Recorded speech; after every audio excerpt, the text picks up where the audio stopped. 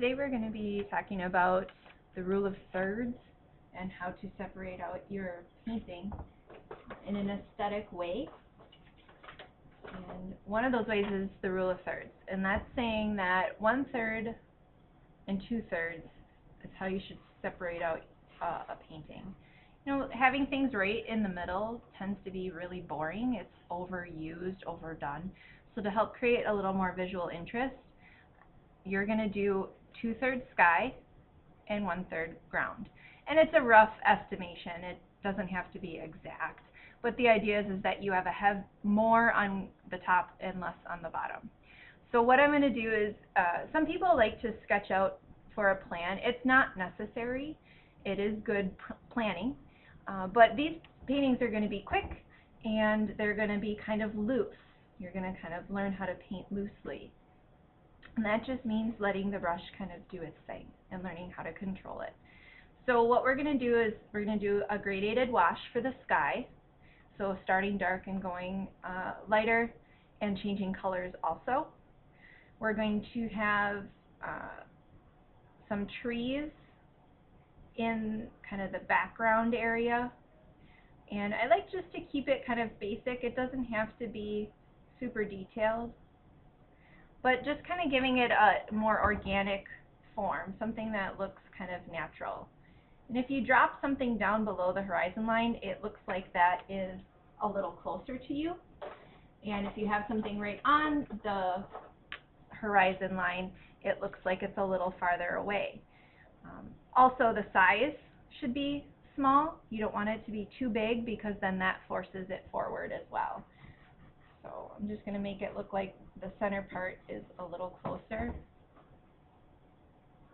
And so I'll explain how to do that later. So you can see I dropped it a little lower. And then in the front here, we're going to practice some scraffito. So it's going to be like there's pieces of grass that are really big in the front. We'll throw in some salt to give it a little bit of a texture.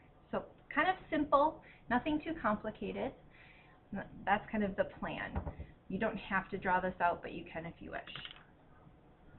Our first step is our gradated wash. So I have all my paints, my water, kind of on the right-hand side. I'm going to use my biggest brush and go ahead and paint just water, just clean water. And why do you think that is? Because I need to move this paint. I need to create movable color, and it's called a wet in wet technique. So you're going to work with a wet surface and you're going to work with wet paint. So it does go kind of quick, and if you were good about charging your paints ahead of time, you're going to have nice juicy color.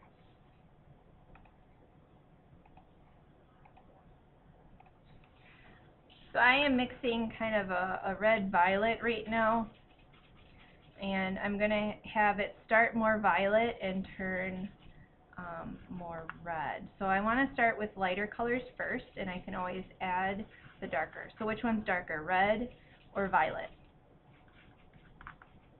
Your red is going to be darker. So because the water is already on the paper, you're going to see what's called a bleed effect. So we're working wet and wet, and I'm trying to use some intense colors, and I'm going to tilt my board up, and I'm going to help pull that color down. I'm just going side to side right now.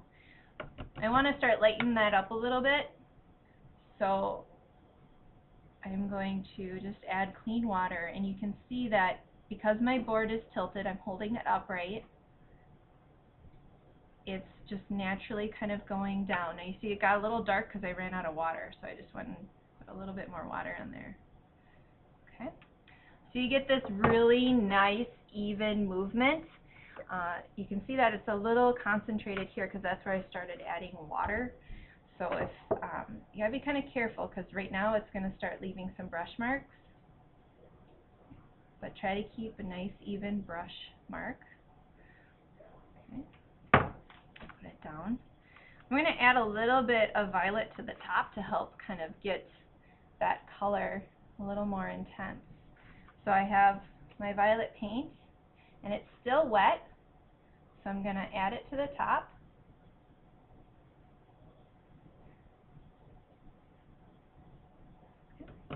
Clean off my brush and kind of help pull that color down into the red. You can see that it went down around the edges there, so I could thirsty brush a little bit of that violet off. And the higher you hold it, you can watch it move on your paper.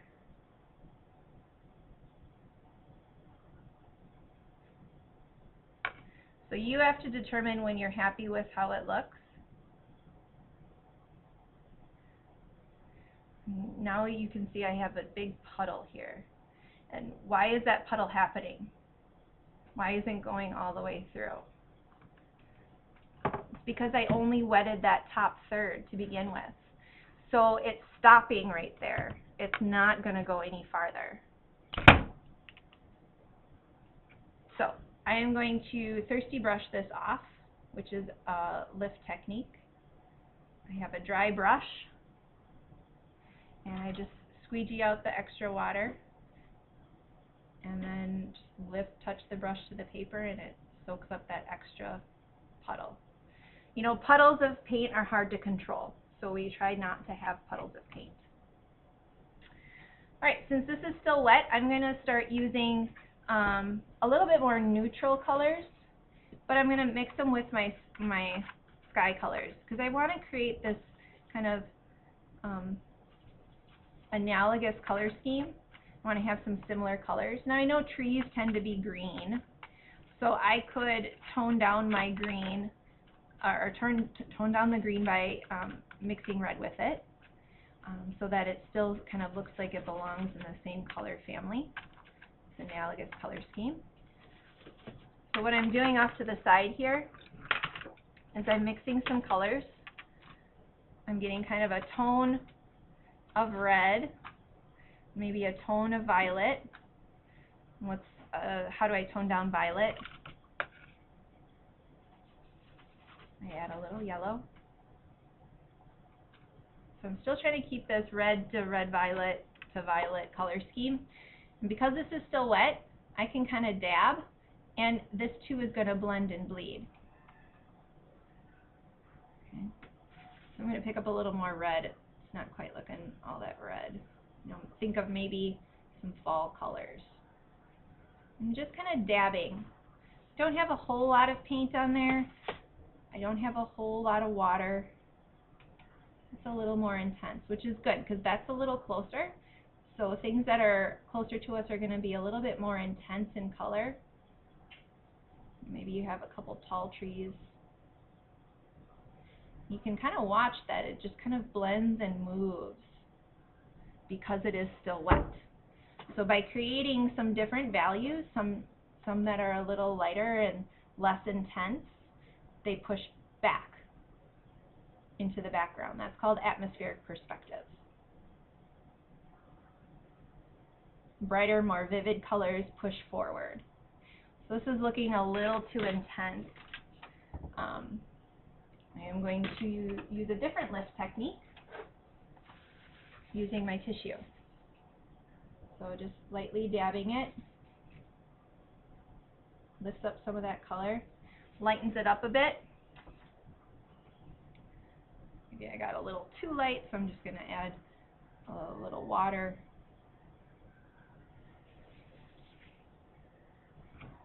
You can see that it moves. Just thirsty brush that excess off. So now I have a little bit darker section, so that comes forward, this goes back, and that's kind of a nice background. I'm going to leave that alone. Part of painting is to know when to stop. So I'm going to call this done for my background, and I can start working on the middle ground and the foreground. And I want you to do a little bit of scraffito and dry brush and salt. So it's good before you get started to have that kind of out and ready. And I know you're all sharing. That's fine, but just have things kind of out and ready. So I have my scraffito tool, I have my salt available to me, and I have a brush. Now, I'm not going to change brushes. You can if you wish. I like my wide brush because I can make a really flat, wide mark and then make a really thin one with the very point. So I like the variety of marks I can make with the flat brush. So I want to keep my color scheme similar. I'm doing an analogous color scheme. And because it's getting closer to the front, I can create a little bit more intense, a little bit more saturated colors.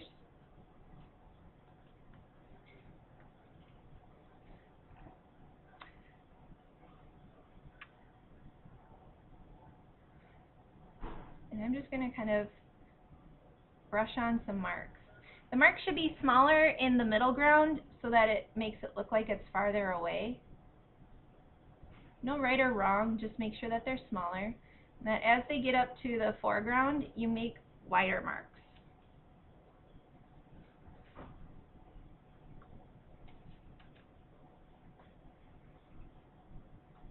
You can see I'm using a variety of values. Variety helps make things look a little bit more interesting. That was a little too violet. I touched the violet right out of my paint tray, right to my paper. A little strong, so I'm going to add a little more red to help kind of make that work.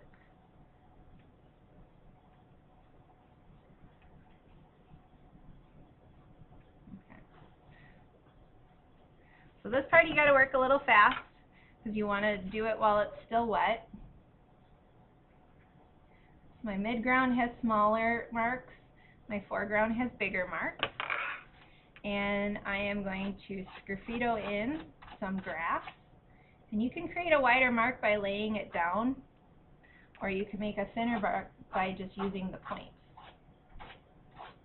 So pretend this is like a little cluster of grass right in front of the viewer. Alright, and I'm just going to sprinkle a little salt. That might look like there's other little plants going on in the background. I'm going to call that done. Let that dry, scrape off the salt, and you have a quick finished painting.